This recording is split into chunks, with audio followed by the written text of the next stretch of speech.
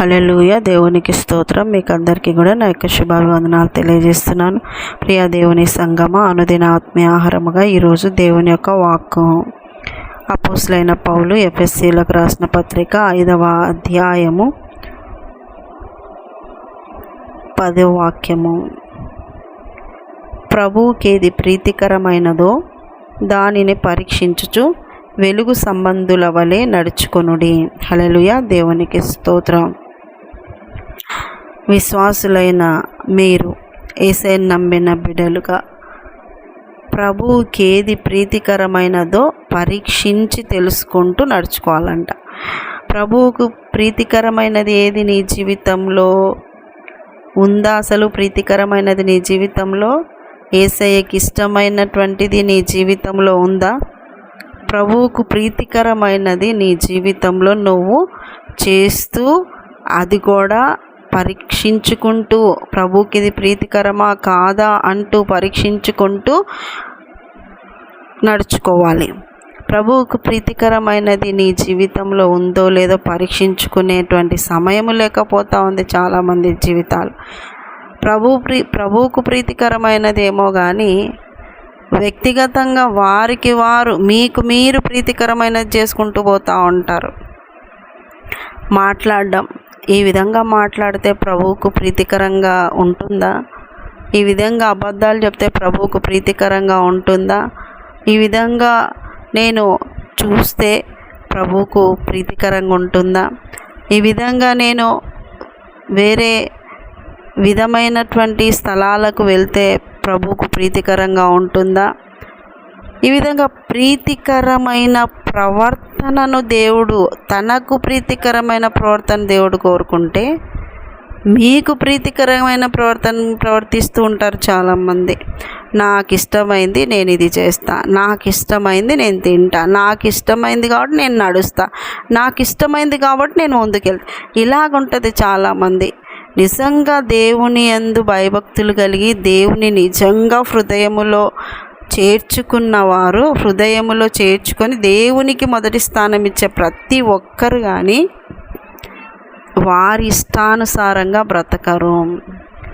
దేవునికి ప్రీతికరమైనది చేస్తూ, దేవునికి ప్రీతికరంగా ఉంటూ, దేవునికి సాక్షిగా లోకంలో ఉంటూ దేవునికి మంచి పేరు తెచ్చే బిడ్డలుగా ఉంటారు. ప్రియ దేవుని సంగమ, ఎలా ఉంది నీ ఆత్మీయ జీవితం? ఎలాగ నడుచుకుంటున్నావు? ప్రభువు కొరకు నువ్వు బ్రతుకుతున్నావా? ప్రభువుకు ప్రీతికరమైనది ఏంటి? ప్రభువు మాదిరి చూపిపోయినారు. నన్ను పోలి మీరు నడుచుకోండి, అది ఆయనకు ప్రీతికరమైనది. నువ్వు ఎప్పుడైతే ఆయనను పోలి నడుచుకుంటావో అప్పుడు ఆయన ఎంత సంతోషపడతాడో. చూడండి, తల్లిదండ్రి పిల్లలు పెరిగే కొద్దీ పిల్లల యొక్క ప్రవర్తన తల్లిదండ్రిలాగా ఉన్నప్పుడు వాళ్ళు చూసి ఎంత మురిసిపోతారో. నాలాగే అబద్ధాలు ఆడను, నాలాగే ఇలాగున్నాడు, నాలాగే నడుస్తున్నాడు, నాలాగే మాట్లాడుతున్నాడు, నాలాగే ఎంత సంబరపడిపోతారో. అలాగ దేవుడు కూడా నిన్ను చూసి ఆయన సంతోషపడాలి. ఆయనకు ప్రీతికరమైనటువంటిది నీ జీవితంలో కనపడాలి. ఆ విధంగా ఉన్నావా లేదా అని పరీక్షించుకుంటుండాలి. పరమగీతంలో ఒక మాట రాయబడింది, ఆయన తన ఉద్యానవనమునకు వేయించేసెను, తనకిష్టమైన ఫలములను ఆయన భుజించెను. ఆయనకిష్టమైన ఫలాలు నీలో ఉండాలి. ఆయనకిష్టమైన ఫలాలు నువ్వు ఫలించాలి ప్రభు కొరకు. వెలుగు సంబంధులు ఆ విధంగా నడుచుకుంటారు. వెలుగు సంబంధులు ప్రభువుకు ప్రీతికరంగా నడుచుకుంటారు. వెలుగు సంబంధులు ప్రభువుకి ఇష్టంగా నడుచుకుంటారు. ప్రభువు కొరకే బ్రతుకుతారు. ప్రభువు కొరకు వాళ్ళు ప్రతిష్టలో ఉంచుకొని వాళ్ళు త్యాగం చేసుకుంటూ దేవుని కొరకు బ్రతుకుతారు. వాళ్ళ ఇష్టాలు అనేటువంటివి మొత్తము కూడా సమాధి చేసి పడేస్తారు. లోకమునకు నేను సిలువ వేయబడి ఉన్నాను, సిలువ వేయాలి, లోకానికి సిలువ వేసుకోవాలి నీ హృదయంలో. ప్రీతికరమైన ప్రవర్తనను ప్రవర్తించే బిడ్డగా నువ్వు ఉండాలి. ఎవరికి ప్రీతికరం? మీ అమ్మకు ప్రీతికరంగా ఉండాలనే, మీ అమ్మకు మీ నాన్నకు ప్రీతికరంగా ఉండాలనే, మీ బంధువులకు ప్రీతికరంగా ఉండాలన్నా, నీ కొలీగ్స్ దగ్గర ప్రీతికరంగా ఉండాలన్నా, వారికి ఇష్టకరంగా నువ్వు బ్రతుకుతూ ఉండాలన్నా నీ ఆశ. చాలామంది అలాగా మనుష్యులకు ప్రీతికరంగా బ్రతుకుతూ అలాగ బ్రతికినప్పుడు నీకు ఈ లోకపరంగా వాళ్ళు సపోర్ట్ కొంతవరకు చేయగలుగుతారు, కానీ ఆత్మలో నీకు పరలోక రాజ్యం ఇచ్చే విధంగా వాళ్ళు నడిపించలేరు. నీకు పరలోక రాజ్యాన్ని ఇయ్యడానికి వచ్చిన యేసయ్య మాత్రమే తను ఎలా మరణాన్ని జయించి లేచినాడో, ఎలా పునరుత్థానమైనాడో అది అంతా కూడా నీకు కూడా ఆయన అనుగ్రహించు దేవుడై ఉన్నాడు. జయింపజేసే దేవుడై ఉన్నాడు. జయ జీవితమును నీకు కలిగించే దేవుడై ఉన్నాడు. పునరుద్ధానమును నీకు అనుగ్రహించే దేవుడై ఉన్నాడు. కాబట్టి ఎవరి కొరకు ప్రీతిగా బ్రతకాలి? ఎవరి ప్రీతి కొరకు బ్రతకాలి? యేసుక్రీస్తు ప్రీతి కొరకు బ్రతకాలి. ఆయన ఏ విషయంలో నిన్ను చూసి సంతోషపడుతున్నాడు ఒకసారి పరీక్షించుకో. ప్రభువుకి ఏది ప్రీతికరమైనదో దానిని పరీక్షించుచు వెలుగు సంబంధుల వలె నడుచుకొనుడి.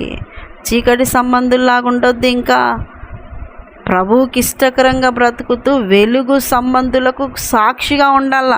వెలుగు సంబంధులు చీకట్లలో ఉండరు, చీకట్లలో తిరగరు, చీకటి కార్యాల్లో పాల్గొనరు, చీకటి సంబంధమైన స్నేహితులు ఉండరు, చీకటి సంబంధమైన కార్యకలాపాలలోకి వెళ్ళరు. వాళ్ళు చీకటిలలో అసలు ఉండరు. వెలుగులో వారి జీవితం ఉంటుంది. వెలుగు సంబంధుల వలె మీరు నడుచుకోండి. వెలుగు సంబంధులు, నిజమైన వెలుగు క్రీస్తు, ఆ వెలుగును అనుసరిస్తూ వెలుగు సంబంధులు ఉంటారు. హల్లెలూయా, దేవునికి స్తోత్రం. కాబట్టి ఒక్కసారి మిమ్మల్ని మీరు పరీక్షించుకోండి. నీ జీవితము ఎవరికి ప్రీతికరంగా ఉంది? ప్రభువుకా, మనుషులకా? తర్వాత వెలుగు సంబంధి వలె నువ్వు నడుచుకుంటున్నావా? చీకటి సంబంధి వలె ఉన్నావా? వెలుగు క్రియలు నీలో ఉన్నాయా? చీకటి క్రియలు నీలో ఉన్నాయా? ఏ విధమైన ఆత్మీయ జీవితాన్ని కలిగి ఉన్నావు? లోకములో అందరిలాగానే నువ్వు ఉన్నావా?